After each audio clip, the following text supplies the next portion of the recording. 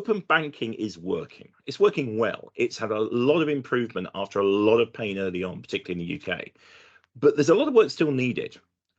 We can see that the new banks and the new fintechs who came along later and have built their infrastructures as cloud native from the get-go do have overall better performance compared to the traditional providers. That's kind of to be expected.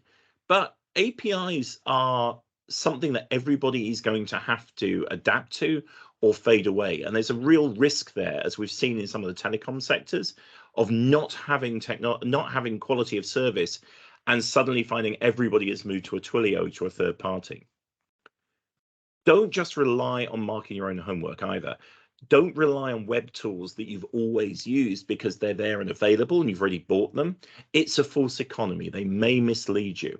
You may also rely on data that's being self-reported to regulators by the banks themselves, which might be wrong. They might just, they have a vested interest in reporting what they can report.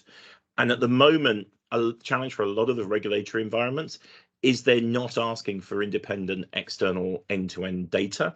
So what you're seeing is an idealized world of what idealized data of what the world looks like inside their gateway.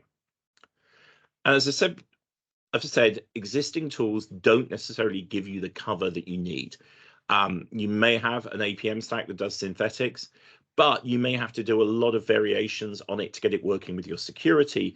And as soon as you start breaking pieces of the security and ignoring the full functional flow, you are not doing like-for-like monitoring with what TPPs have.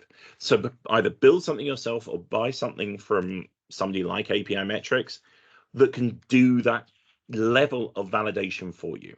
And what we provide is essentially a right-shifted API monitoring and governance platform that's over in your production runtime environment.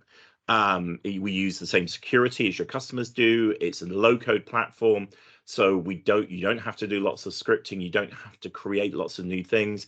Typically, in any open banking solution we've come across, we can be up and running in hours versus weeks with some of the other products in the world.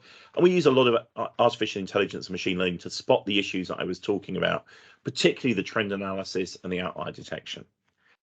Please contact us for a demo, but I will leave you with my keyword, which is if you're not monitoring the runtime and logging it in such a way as you can show to a third party, you are not able to show to anybody that you are doing what you say you are.